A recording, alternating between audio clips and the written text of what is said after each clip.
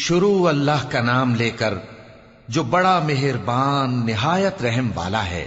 ایک طلب کرنے والے نے عذاب طلب کیا جو نازل ہو کر رہے گا، یعنی کافروں پر، اور کوئی اس کو ٹال نہ سکے گا، جو بلندیوں والے اللہ کی طرف سے نازل ہوگا، جس کی طرف روح القدس اور دوسرے فرشتے چڑھتے ہیں، اس روز نازل ہوگا جس کا طول 50,000 برس ہوگا۔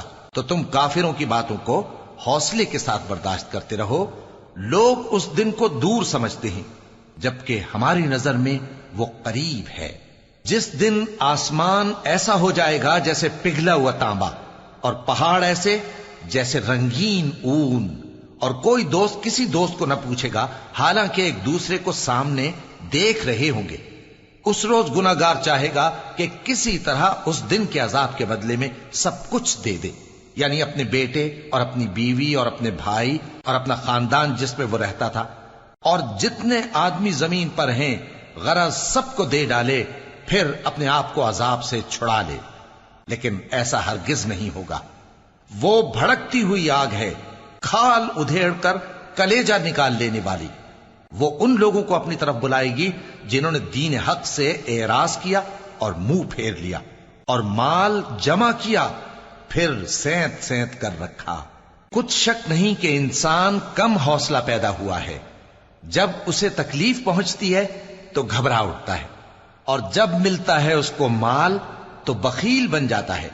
مگر نماز ادا کرنے والے جو نماز کا التزام رکھتے اور ہمیشہ پڑھتے ہیں، اور جن کے مال میں حصہ مقرر ہے، یعنی مانگنے والے کا اور نہ مانگنے والے کا، اور جو روز جزا کو سچ سمجھتے ہیں، اور جو اپنے پروردگار کے عذاب سے خوف رکھتے ہیں، بے شک ان کے پروردگار کا عذاب ہے ہی ایسا کہ اس سے بے خوف نہ ہوا جائے۔ اور جو اپنی شرمگاہوں کی حفاظت کرتے ہیں مگر اپنی بیویوں یا باندیوں سے کہ ان کے پاس جانے میں انہیں کچھ ملامت نہیں، اور جو لوگ ان کے سوا اور طریقے ڈھونڈیں تو وہ حد سے نکل جانے والے ہیں، اور جو اپنی امانتوں اور اپنے عہد و پیمان کا پاس کرتے ہیں، اور جو اپنی گواہیوں پر قائم رہتے ہیں، اور جو اپنی نماز کی پابندی کرتے ہیں، یہی لوگ جنتوں میں عزت و اکرام سے ہوں گے۔ تو اے نبی، ان کافروں کو کیا ہوا ہے کہ تمہاری طرف دوڑے چلے آتے ہیں، دائیں اور بائیں سے گروہ گروہ ہو کر جمع ہوتے جاتے ہیں؟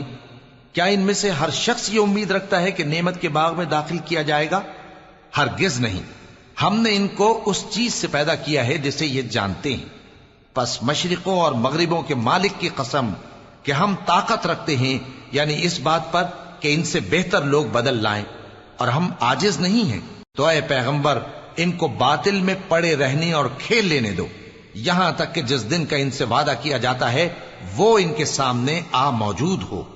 اس دن یہ قبروں سے نکل کر اس طرح دوڑیں گے جیسے کسی مقابلے کے نشان کی طرف دوڑے جا رہی ہوں۔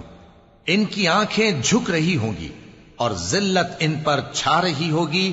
یہی وہ دن ہے جس کا ان سے وعدہ کیا جاتا تھا۔